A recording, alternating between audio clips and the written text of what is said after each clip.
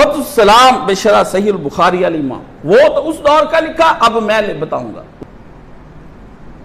حضرت عمار کی حدیث جو ہے وہ اس کے اندر ہے کہ نبی پاک صلی اللہ علیہ وسلم نے ایک دن دیکھا کہ عمار کی مسجد بنانے کا ذکر کیا تو کہا لوگ ایک ایک کچی اینٹ اٹھاتے، حضرت عمار مسجد نبی بنانے کے لیے 2 اینٹیں اٹھاتے، شوق سے کہ اللہ کا گھر بنے۔ مارے کھائیں تھی، جس بندے کو مدرسہ بنانا ہوتا ہے مسجد میں خود اس مدرسے کی ہر بیمار ہوتا تھا، خود اینٹیں اٹھا کے لگاتا تھا کہ کل کو لگی ہوئی اینٹیں میرے کام آئیں گی۔ اللہ کہے گا کاشف تو نے کیا کیا؟ میں کہوں گا وہ مرکزہ دین الخالص کی اینٹ جا کے دیکھ لو، میری لگی ہوئی ہے۔ جا کے مسجدیں کہیں ہوں، ایک دن کی مزدوری مر جایا کرو، مجھ سے پوچھو نیکیاں کیسے کرنی، ایک دن کی مزدوری کیا کرو، جا کر وہاں اینٹیں پکڑائیں، وہاں کوئی دن کما لو دین کی خدمت کے لیے۔ بیٹھے رہتے ہو ہم وہاں پر چندہ دے آئے، چندے نہ دو، جا کر سر پہ ترکاریاں اٹھاؤ، اپنے ہاتھ سے جا کے مٹی ریت ان کو پکڑاؤ، ایک دن کی مزدوری بچ جاؤ گے۔ عمار نے مزدوری کی، محمد مصطفیٰ بھی مزدوری کر رہے ہیں، یہ بھی کریں۔ مسجد دین ایسے بنتا ہے؟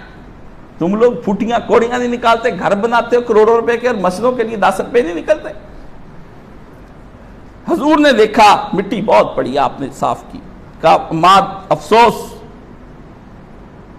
ایک باغی گروہ تجھے قتل کرے گا، تو انہیں جنت کی طرف بلائے گا، وہ تجھے دوزخ کی طرف بلائیں گے، آگ کی طرف۔ تو ابو سعید نے کہا، عمار رضی اللہ کہنے لگے اعوذ باللہ من الفتن، یا اللہ مجھے ان آزمائشوں سے بچا لی۔ کیا وہ وقت ہوگا؟ میں تو پہلے جوانی ساری اپنے ابے کے ساتھ ابو جیل کی مارے کھاتا آیا ہوں، ماں میری سمیہ کا جسم چیر کے رکھ دیا، وہ اکیلی وہاں پہ رہ گئی، اب کون سی آزمائش آ جائے گی؟ ابا بھی مر گیا، میں عمار بڈھا ہو گیا ہوں، یہ کون سا نبی مجھ پہ وقت آ جائے گا؟ آ گیا وقت۔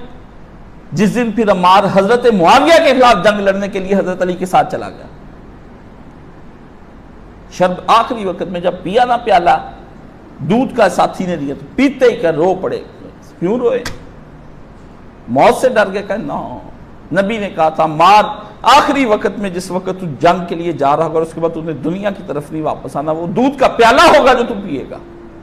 کہا دیکھ کے میرے پیالہ یاد آ گیا، او آج یہ موت کا جام پی رہا ہوں، شہادت کا جام پی رہا ہوں، یہ موت نہیں ہے، یہ شہادت کا جام، تجھ پر اے عمار کروڑوں درود و سلام۔ اس کے بارے میں تازہ جماعت الدعوہ کا عبدالسلام بھٹوی صاحب، جن کا ساتھ میرا مناظرہ، شیخ الحدیث، ساری دنیا ان کے قدم ہے، میرا مناظرہ ہوا تھا جوانی میں ان کے ساتھ فردوس مسجد میں۔ یہ اب شیخ الحدیث رہ گیا، کیا لکھا ہے سن لیں۔ عمار بن یاسر بڑے جلیل القدر صحابی، رسول کے سچے جانسار، جیسے رسول اللہ نے فرمایا ویسے ہی ہوا۔ عمار جنگ صفین میں علی کی طرف سے تھے اور معاویہ والوں کے ہاتھوں سے قتل ہوئے۔ اس حدیث سے علی کا خلیفہ برحق ہونا اور معاویہ اور ان کی جماعت کا فیع باغیہ ہونا ثابت ہو گیا۔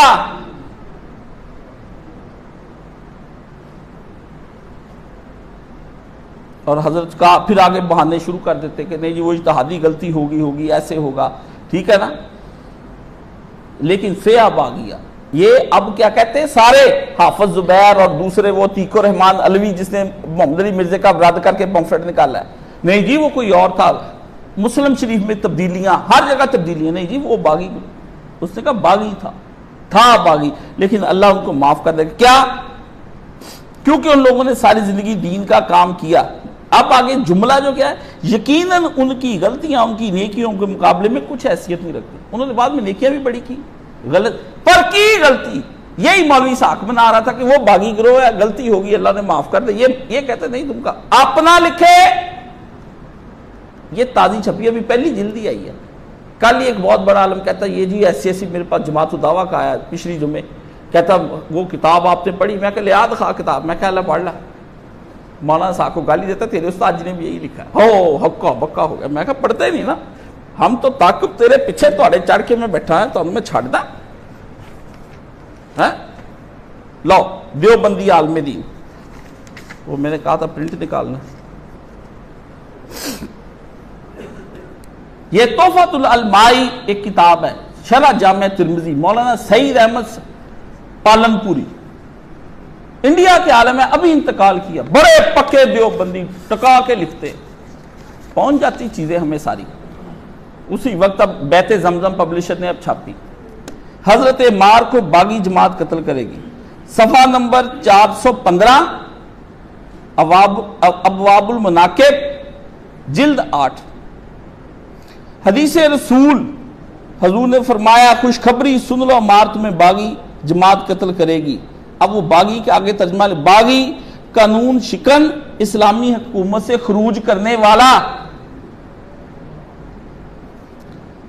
تشریح، یہ حدیث متعدد صحابہ سے مروی ہے جن کے نام حدیث کے بعد مذکور ہیں، حتیٰ کہ بعض محدثین کا خیال ہے کہ یہ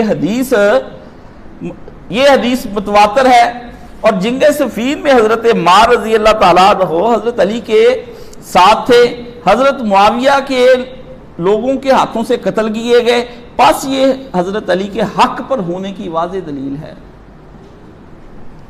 سوال، اتنی واضح دلیل آنے پر بھی حضرت معاویہ اپنے موقف پر پھر کیوں جمے رہے؟ سوال جو میرے دل میں بھی پیدا ہوتا ہے، تمہارے دل میں۔ لوگوں نے جا کے سنائی، مسند احمد میں ہے کہ لوگوں نے کہا وہ تو حضرت عمار شہید ہو گئے، ایسے تھا۔ انہوں نے کہا میں نے قتل کیا، وہ علی نہ لاتا نہ قتل ہوتا۔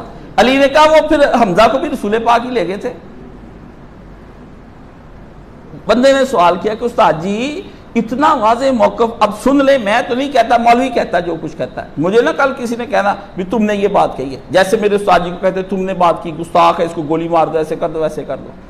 وہ تو چلو آنی جو بھی آنی، لیکن یہ اس بات پہ نجائز بھی نہیں مارنا چاہیے۔